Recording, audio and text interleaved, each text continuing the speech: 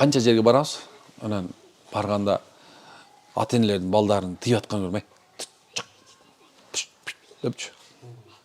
Жөн эле айтып коет да, балам, мен байкеле менен сүйлөшүп алайын. Десең бала, макул деп кетет да. Энеңден алан, тур жок ал. Ненесин тартып калган болчу. Эмне иштебейт. Бизде ушул сөз автоматически ооздан чыгат да. Мындай жөн эле мындай эме алып коюш да. Биз мындай зээн курбайбыз, биз талкуулайбыз. Бада. Сындырып бай белин. Аны ошон үчүн биздин балабыз 40ка чыкканча бир каты менен сүйлөшө албайт дей. Чын, он сүйлөшө албайт, бойдок жүрөт. Уялат, коркок. Караш кандай нерсе. Ушул да. Ошонун себебинен биз мындай, бала деген бала баш жүзү, отур. Эмнени билесиң сен? Мен үйрөтпөй элем, тур деп үйрөткөнбүз да. Ошону сындырыш керек да, кайрачы. Ушул нерсе. Исламда мисалы орду бар баланынчы. Баланын орду бар кадимгидей. Балага кандай сүйлөш керек пайгамбар үйрөтүп койгон жечи. Үйрөткөн баарын. Ошон үчүн бизде мындай бала кык чыгарбай калса, мисалы, анда өлдү да. Сарайда кык чыкпай калса өлдү. Анын парзы. Бирок бала мечитке барбай калсачы, эч ким ойлонбойт. Чын. Мисалы алса, бирөө мектепте окуп жүрсө, кандай окуп жүрөсүң деп сурабайт. Университетте окуп жүрсө, кандайсың деп сурабайт. Эмнени окуп атасың деп сурабайт. Бир жумушка кирсе, кандай иш экен деп сурабайт. Бирок качан сен мечитке барып баштагандачы, эмнеге барып атасың? Эмне максатта барып атасың? Террорист болуп кетпе, аяктан сени эмне үйрөтүп атат деп сурайт да. Таң кала берем да. Чын, карасаң, главный жерде сурабайт. Мындай. Биз обязательно мечитке барып калсак элечи. Балдар, болду бала. Мечитке барып калсак, обязательно бизге эмне алат? Эмнеге барып атасың? Эмне максатта барып атасың? Абайла террорист болуп кетпе. Тиякта университетте жүргөн бала, субхана, эч ким сурабайт да, эмнеси окуп жүрөт. Сен бар Аллаху акбар намазга туруп калсаң эле болду да калдың, өлдүң кала. Арман көп иш. Арман көп. Айтайын, арман көп чын. Кээ бирде отуруп мындай таң кала берем да, биз ушунчалык мындай дүйнөдөн ушундай бир өсүп жүрбүз, бирок динден ушунча караңгы болуп каптырбыз да. Бизди мындай дүйнө ишинде бизди алдыга жылыттырбыз чындачы. Кантип акча табыш керек, кандай кылыш керек, кантип окуш керек, университет диплом алыш керек. Ушундай бизге ушул важно да. Бирок баланын субханалла ууру кылабы. Тигинде биз дайым аягында оортабыз да башыбыздычы. Аягында оортабыз башында. Качан уур кылып калганда, уур болуп калды. Кийин арак ичип калганда, арак ичип калды. Ажырашып кеткен, ажырашып калды. Тетияк жана башында оңдош керек болчу да, турабы? Башында эч ким ойлобойт ал жөндөчү. Ойлогусу да келбейт, субханалла. Ушундай. Пайгамбарыбыздын дикра баадал мугибатин ахбари наби саллаллаху алейхи ва саллям биха захара баада фатихи салаватуллаху ва салам алейхи. Демек, пайгамбар саллаллаху алейхи ва салламдын дейт, дүйнөдөн кайткандан кийин ачыкка чыга турган пайгамбарыбыздын келечек жөнүндө айтып койгон сөздөрү жөнүндө сөз кылабыз азыр. Келечек. Пайгамбарыбыз саллаллаху алейхи ва саллям өткөндөн кийин сахабалар пайгамбар ушинтип айтты эле деп келечекте боло турган нерсени. Мен ушул мезгилде бар деп айтпай эле отурайын. Бул келечекте деп айтайын, бирок ушу бар. Чын. Кали Наби саллаллаху алейхи ва саллям: "Якуну фи ахири заман даджалуна каззабун." Демек, субхана акыр заман алдында дейт да, ушундай бир көптөгөн жалганчылар чыгат экен. Калпычы, жалганчылар, каззабун, ушундай көптөгөн жалганчылар чыгат дептир. Каззабун дегенде алар бүт нерсени кооздоп, ушундай бүт нерсени айткан, чындай кылып көрсөтөт экен да. Негизи жалганчы деген мындай калпычы, жалганчы. Бул дайыма туура эмес нерсени туура көрсөтөт. Өтпөй турганды өткөзөт да. Эмне менен кооздоп атып. Ошон үчүн шайтан айткан да, Алла, мен буларды ушундай алдайм дейт да. Буларга жалганды чын көрсөтөм, чындыкты жалган көрсөтөм деген да.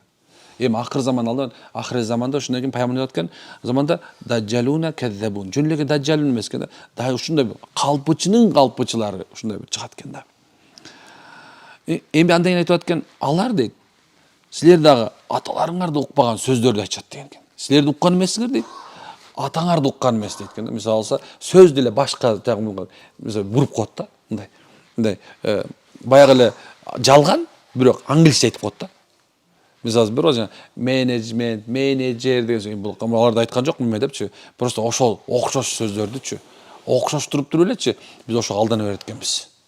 Алар мындай бир башкача көрсөтөт экен. Мисалы алса, мисалы голубой деп атпайбы турабы? Лесбиянка деп атат турабы? Карасаң.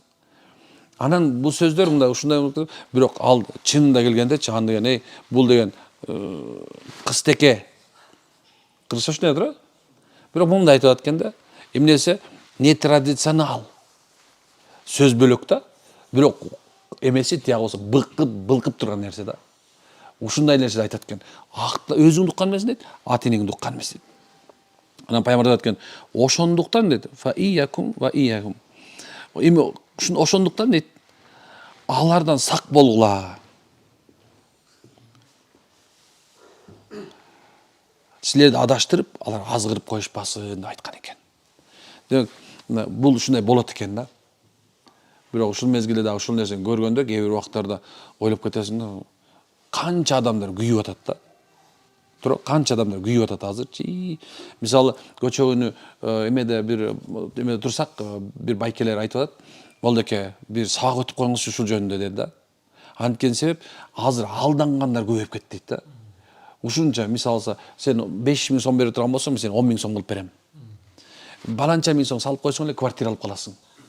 Баланча берип койсоң эле машина алып каласың. Момчеле кылып койсоң деп тургандан кийин бирөө 6 миллион долларга алдып кетти. Бир 20 күн ичинде 6 миллион доллар салып ийиптир элдер ошогочу. Мындай, ушундай аны айтам, кантип болуп салды, кандай ушундай нерсени айтканда дейт да баягычы. Да, момундай бир эмен түзүп туруп, могу жерге келгенде сен пико бриллиант болосуң дегендечи, баягы элдин баары эле көздөрүндө тумандап эле дейт да. Ошо бриллиант болом деп эле үйүн сатып, машинесин сатып, бүт нерсесин берип алданып атат дейт. Негизи бул харам да, шариатта бирөөнү алдап турабы. Жада калса кара. Биздин ата-бабалар ислам дининдеги чоң алымдар кандай болгон десе, айтып атканда хадис чогултуп аткандар. Кээ бир хадисчилер кеп жалгандан бир хадис чогултуп айтканда, аларды айтышат экенде, момундан абайлагыла. Бул кээ бирде алдап коет. Анан кандай кишилерди алдап берсе, жок. Бул кээ бирде атын же төбөсүн алдап коет деп айткан экен да. Анан сойт, кантип атынан төбөсүн алдаша мүмкүн десе, алар дейт дагарага, илегенге, таштеке, баягы дагы эмнеси бар. Ошого окшогон мындай идишине дейт да, жем салбай эле дейт, баягыны алдап төбөнү чакырып алат дейт. Эми дейт, айванды акылы жокта алдап аткан дейт да, акылы барды оңой эле алдап коет дейт да. Ошол себептен мынекен биз менен сиз субханалла ушундай бир шугулданып калпычылыктан, ушундай бир субхана бирөөнү алдоодон, бирөөнү аферисттик кылдан, бирөөнү алдагандан коркушубуз керек. Эмне үчүн десе, бул туура эмес жана эң Алланын алдында азаптуу болгон жолдордун бири. Бул адамдар аз ош акчаны табат, ошондо алдап алат, бирок алар сөзсүз алданат. Анткени Алла айтып атат го, алар бизди алдадык деп ойлошот дейт. Жок, алар өзүлөрү алданды дейт.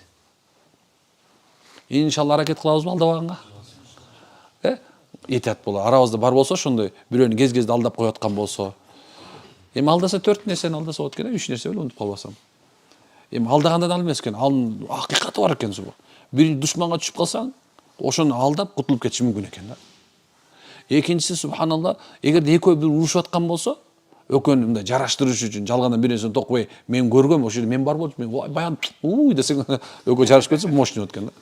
Эми үчүнчүсү болсо, качан эрде аял урушуп аткан болсо, алтыным жаным, сенден коло, сени сүйөм деп коюш керек болду. Анткени анда да бир тыянак бар экен. Эмне десе, ошол биздин мухаббаттын кетип калбаш үчүн, семья бузулуп кетпеш үчүн экен да. Башка жолдо жок экен алдоо. Өлүп баратсаң дагы, мууздап атса дагы, мынакейси ошол чындык болгон болсо, какшарып туруп ошо чындыкты айтып, эмне кылыш керек экен? Алла Тааланын алдында чыныгы так өтүп кетиш керек экен.